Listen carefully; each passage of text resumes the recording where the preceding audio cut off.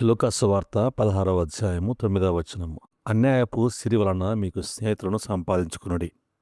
ఎందుకనగా ఆ సిరి మిమ్మును వదిలిపోవునప్పుడు వారు నిత్యమైన నివాసములలో మిమ్మును చేర్చుకుందరని మీతో చెప్పుచున్నాను.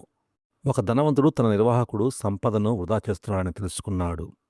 ఆ నిర్వాహకుడు తనను తొలగిస్తారని తెలుసుకొని అతడు భవిష్యత్తులో సహాయం పొందేందుకు వీలుగా తెలివిగా రుణగ్రహీతల అప్పులను తగ్గించాడు. యజమాని ఆ నిర్వాహకుని తెలివిని మెచ్చుకున్నాడు, కానీ అతని అవినీతిని కాదు. యేసు ఈ లౌకిక తెలివి నుండి ఆధ్యాత్మిక పాఠాన్ని బోధిస్తున్నాడు. డబ్బు, వనరులు, సమయం, తలాంతులను నిధిగా దాచుకోకుండా చురుగ్గా వినియోగించాలి అని దీని భావం. డబ్బు చెడ్డది కాదు. మీరు దాన్ని ఎలా ఉపయోగిస్తారో అది మీ ఆధ్యాత్మిక స్వభావాన్ని నిర్ణయిస్తుంది. యేసు అవినీతిని ఆమోదించడం లేదు.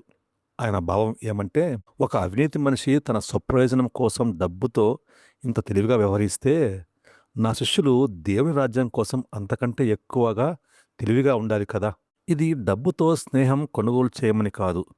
స్నేహితులను సంపాదించుకోవడం అంటే పేదలను ప్రేమించడం. సామెతలు 19:17. అవసరాల్లో ఉన్న వారికి సహాయం చేయడం. అపోస్తల కార్యముల గ్రంథము 2వ అధ్యాయం 44-45 వచనాలు. దయ, సేవ, సహాయంతో ఇతరులకు ఇవ్వడం. మీరు ఇతరుల ఆత్మీయ, భౌతిక అవసరాలకు మీ తలాంతులను ఉపయోగించినప్పుడు మీరు నిత్యమైన సంబంధాలను నిర్మిస్తున్నారు.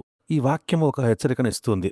సంపద తాత్కాలికమైనది. మీరు దానిని నిత్యత్వంలోనికి తీసుకెళ్లేరు. ఆత్మల కొరకు మీ ప్రయాస లేదా వినియోగం మాత్రమే శాశ్వతంగా ఉంటుంది. తిమోతి పత్రిక 6:7లో మనం ఈ లోకంలోనికి ఏమీ తేలేదు, దీనిలో నుండి ఏమీ తీసుకొని పోలేము.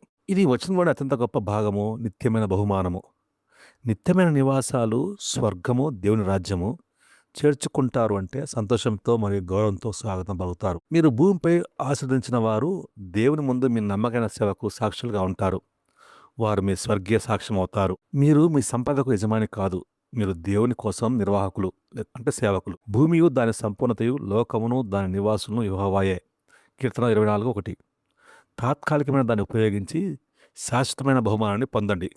పేదల అవసరాల్లో పాలు పొందండి. యేసు ఉద్దేశపూర్వక వ్యూహాత్మక దాతృత్వాన్ని ఆ అవినీతి నిర్వాహకుడు తన పన్నాగాల్లో ఎంత తెలివిగా ఉన్నాడో మీరు కూడా దాతృత్వంలో అంతే ఉద్దేశపూర్వకంగా ఉండాలి. లూకా 16:13లో ఏ సేవకుడును ఇద్దరు యజమానులను సేవింపలేడు.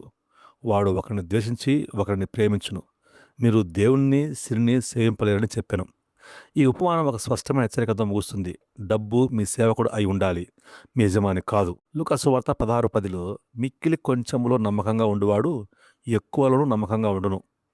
మీ రోజువారీ ఆర్థిక నిర్ణయాలు మీ స్వభావానికి ఆధ్యాత్మిక పరీక్షలు. తాత్కాలికమైన దాన్ని అంటే డబ్బును ఉపయోగించి నిత్యమైన ఆత్మను సంపాదించండి. ఎందుకంటే దేవుని కోసం చేసింది మాత్రమే శాశ్వతంగా నిలుస్తుంది.